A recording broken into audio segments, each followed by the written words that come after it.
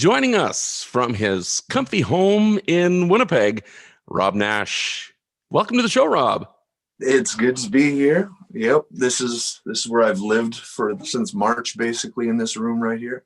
Yeah, no kidding. Yeah, life has been very different. I mean, from a guy from Kleefeld who's gone on to get a recording contract, who's gone on to change people's lives, to your apartment in Winnipeg. Yeah. It's been a journey. Yeah, exactly. No, it's funny too, because we played, when I walked away from the record deal, it was just me and a guitar, and it started growing. And our last show in March was at the arena in Medicine Hat, like thousands of people. And then I always tell everybody, like, hey, we're all going to see a tough day at some point in your life. What are you going to do when it happens? We walked off stage and the world ended, and the whole world got to see what a hard day looks like, and it's been pretty intense, because we're getting flooded with schools and communities saying, what do we do, like, with young people and adults? Like, one community, I just got a call from 12 suicides in just a few weeks, because just like you've lost your job, you can't go to AA meetings. So if you're dealing with addiction and stuff, and you've got all that anxiety, and if you got anxiety, depression, or suicidal ideation, and you get stuck in isolation in your house, yeah, that's not a good combo, but we're pumping a new album, which is exciting. We're working on a potential Netflix thing. We got a lot going on. So just trying to, like so many people, pivot right now and figure out how to get our world, our music, Yeah. Well, we'll get to the album, and there's a book I want to talk about as well in just a minute. But very briefly, for those who don't know what you do, and there's not many left anymore, what is the Robb Nash Project? Yeah, so I played music, like you mentioned, got a record deal, and I was waiting for a moment to do something special with it. And I ripped up my record deal years ago now, and went on a 9-month tour to just, tell my story of just me and a guitar in youth prisons and detention centers, reserves, and schools. And schools kept calling and saying, can you come here? Can you come here? And it went from a 9-month tour to a 10-year tour now. And we started going into big venues again, and everything I sacrificed to go follow my heart, it really all got restored and got back to the big crowds.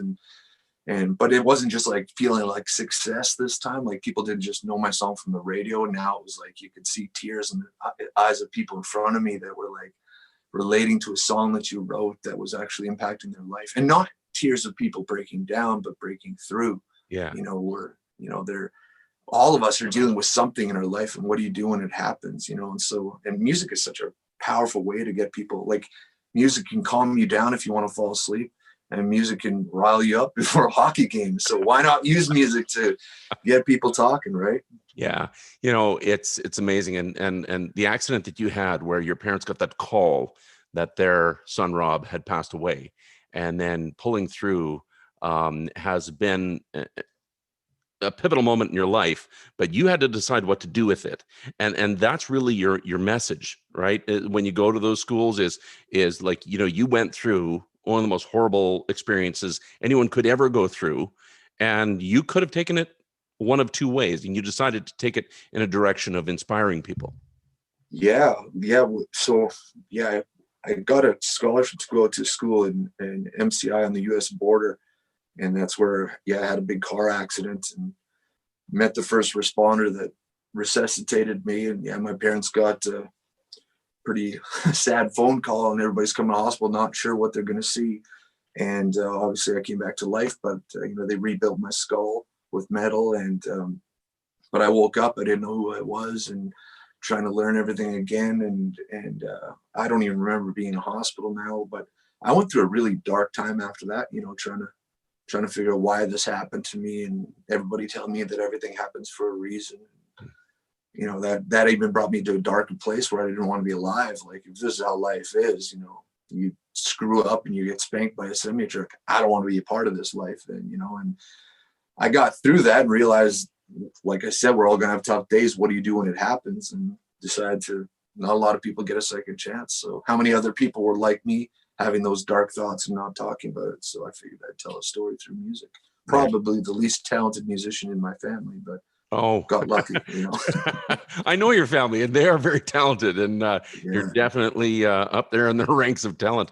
But when you talk about being back with big crowds in front of you, Those crowds are in front of you, like you said, not because they know your song on the radio. They're there because they know like your legacy, and they know that you've got a story to tell that can show people what they can do with the pain they have inside of them. And now that we're in this pandemic, Yeah. like you said, it really um, it really flares up the things that are going inside when you add being isolated and being quarantined and being away from the help that we often need and the friends that we need. What are you finding that your followers or where are you finding that they're at, and what are you doing now to work with these people? Well, yeah, like, so a lot of people, again, if you're dealing with addictions, you need support. If you're dealing with, like, let's say just an AA meeting, and now you can't do that. Like, I'm seeing that even here in Manitoba and Winnipeg, hearing a lot about that. Or you're used to being with your friends at school, and like Alberta, we're getting a lot of calls because they're 7 to 12, they're doing it from home.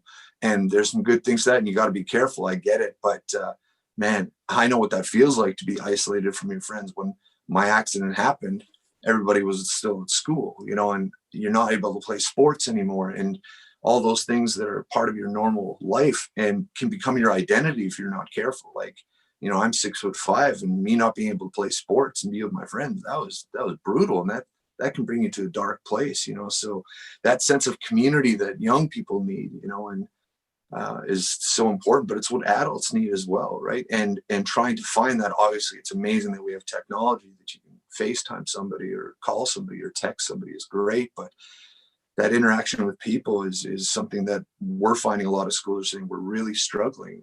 Like, one school we just got a call from a 14-year-old who took his life, and his 12-year-old sister found his body, and the whole school is just frozen. They don't know what to say. And how do you talk about these things? And then they're get concerned, like, who else is dealing with this stuff? And I feel so handcuffed because we can't be out there, just providing hope through music. So yeah, we're working on a new album, and we're trying to turn our show into like something that we can present in schools, just like almost like episodes to a show that you're watching, where it's like a story. Here's a girl that we met in lockdown, and here's our story, and here's us performing a song with her, where somebody can relate to that person's story. So that's what we're working on right now. And a guy out of Nashville is starting my book right away too. He's written like 50 plus books that are bestsellers, which is pretty huge. Wrote Buzz Aldrich's book, The Astronaut, and Chuck Norris's book, which must have been terrifying because Wow. Chuck Norris could turn on you any second, And And it's all weird because, go ahead. now he's writing a book about Robb Nash. Yeah. It's all about it. I shouldn't get too much into it, but I met him when I was in Nashville a couple of years ago, working on some music, and I happened to meet him. And then we sat down for like almost 6 hours, and he was busy. I was busy. He didn't know he was going to be meeting with a musician from Manitoba. I didn't know I was going to be meeting with an author. And then this summer we were texting, and he's like, I think I want to write a book for you. I'm like, that'd be cool. Wow. Yeah, it's just in a time where people need stories, and who would have thought that, again, I just, often I never had a lot of big dreamers in my family or in Kleefeld, but, if one guy can have a story that matters to people, even if you're from Kleefeld, like, you don't have to be some big star to make something happen. It's just, everybody's got a story. You just got to be willing to tell it, Yeah, absolutely. And I understand that your story is being told in a book that was just released. Peter Mansbridge writing stories about extraordinary Canadians. I mean, there's a book about Canadians, and I'm in it. It's called The Phone Book. But extraordinary Canadians. You're in a book of extraordinary Canadians written by Peter Mansbridge. How did this come about? Well, so Peter Mansbridge, was in broadcast, he's our Walter Cronkite, right? Yeah. 40 plus years was a lead anchor on It's a legend. CBC. And since he retired, they've been pushing him to write a book about his life. And he's a humble dude, and just was like, eh. And then all of a sudden they finally decided, well, how about we cover some stories that are inspiring from across Canada? So there's a few different people, different chapters in the book about different people. And when I got the call, they're like, hey, do you want to be one of the chapters in this book? We'd like to work with you and tell your story. And again, one of these things where I'm like always going, why does anyone want to hear my story? But yeah, it was talks about me growing up in Cleveland, going on my dad was a Greyhound bus driver, and I used to stare out the window, and go on bus trips with him. Who knew I was training for my future of staring out of a bus window as a tour bus, staring out the window on tour across Canada. But telling that story has been pretty cool. And the book went to #1 in like just a few days. So it's pretty cool getting lots of radio interviews and stuff like that. That's the book right there, Extraordinary Canadians. And somehow I got in that book. Yeah.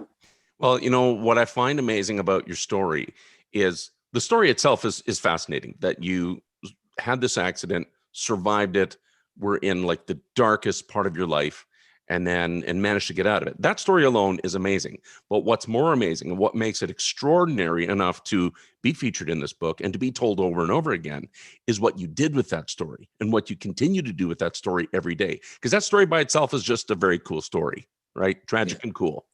But what you've done with that story, that's what makes it extraordinary. Yeah, and I've never when I tell my story, I've never had anybody walk up and say, Rob, I was hit by a semi like you and I have a metal skull like you. No one has ever said that to me. But they're like, this dude's been through something tough. He knows what pain feels like, and so do I. He's talking about it. Maybe so should I. And he got help. Maybe so should I. And that's something that we all need to hear. I know I needed to hear it. And that comes from the people with completely different stories at times. And it just happens. And honestly, for anybody that's ever seen our concerts, it's my story and I sing a song about it, but then I tell the stories of the people that I've met on this tour. From like, if you ever go to my Instagram, our Facebook got hacked, by the way, so lost tens of thousands of people there. But there's this kid that wrote to me this summer and he goes, I want to thank Rob. He's from a reserve we visited, basically Saskatchewan and the Nunavut border. And we had to take our tour bus across the lake, which is chilling, Yep. Frozen roads, right? You hear the ice cracking underneath you. But this dude's, he's, suicidal ideation, tough upbringing, an Indigenous kid. And I'm like, dude, somebody needs your story. You got to keep going. And I'm like, if you're like emotional, you got depression, I'm like, let me guess, do you like to dance or sing or paint? Like, you want to express yourself? How do you express yourself? He goes, I love music. I'm like, if you could play anything, what would you play? He goes, guitar. I'm like, well, play guitar. And he goes, one problem. And he points and he shows me he was born with no left forearm and hand. He just has an elbow. And I was like, don't give me any BS excuses. I'm like, play. He's like, what? And I showed him a video of this dude that plays drums with two nubs for elbows, and he tapes drumsticks to him. He's phenomenal. And he wrote to me this summer, sent an email to our website. He goes, I want to thank Rob for pushing me. And here's a video of me playing Enter Sandman. And he's ripping. He's got a little slit in his elbow where he sticks a guitar pick. And he is ripping. He's been playing for 2.5 years. And he's better with 5 fingers than I am with 10. And I'm just like, that's so cool. So he's going to be one of the stories that we're going to be telling in both our curriculum and this Netflix thing that we're trying to film right now, and just telling these stories of people, You know what? Again, cool story. And what you're going to do with the story is powerful and extraordinary. And I love that. Netflix special. You've said it a couple of times now. What's the deal? I shouldn't say Netflix. So there's a company that did a documentary on me for CBC a few years ago. I assume that's where Peter Mansbridge first heard about me. And for a while, people have talked about doing a reality show on me and stuff like that. But they're usually pretty intrusive, wanting to hear what some kids shared about what their uncle did to them as a kid. And I never really liked that. But these guys were just solid dudes. And so when COVID hit, we're like, well, we can't tour. What are we going to do now? We could close the doors and shut our charity down, or we could shift. And I thought, what if we did a documentary of the people that we've met on this tour? And they're really excited about it. Their goal is to get it. They're going to shoot it. We've already started, being really careful while we're doing it, obviously. But their goal is to push it to Netflix. That is, if not that, Vice or something. But we're really excited about it. And they say it's the best product that they've worked on. So Yeah. there's a lot of power in stories, and they certainly are aware of that. And what I find interesting is that most likely you would not have had the time or energy to do a project like this had it not been for COVID. I'm not saying, hey, good thing we had this lockdown. But again, the lockdown is the story. Now, what are you going to do with it? Right? Yeah, You can sit in your I basement with all those cool guitars and albums behind you and just be alone. Or you can find another way. And what are you going to do with this time that you have alone? And it sounds like you're using it wisely. yeah, I always say bad things don't happen for a reason. They happen with potential. Yeah. Tragedy has the potential to tear apart a person, a family, a community, but tragedy has the potential to bring people together. So you're right. COVID had the potential to shut us down, but if you have the right outlook on things, you can actually do something with those bad times. So that's what we're trying to do. And yeah, we wouldn't have been able to do a new album if we were still on the road and work on a book and do all these things. So find a way. That's what we do. I love that. Rob, thank you so much for hanging out with us again. Even though we had to do it through Zoom, we still get to hang out, and we still get to tell stories. Love And it. when your book is out, we'll have you on again.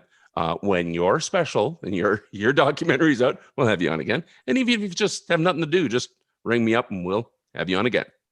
So Right on. Thanks, Rob. cheers.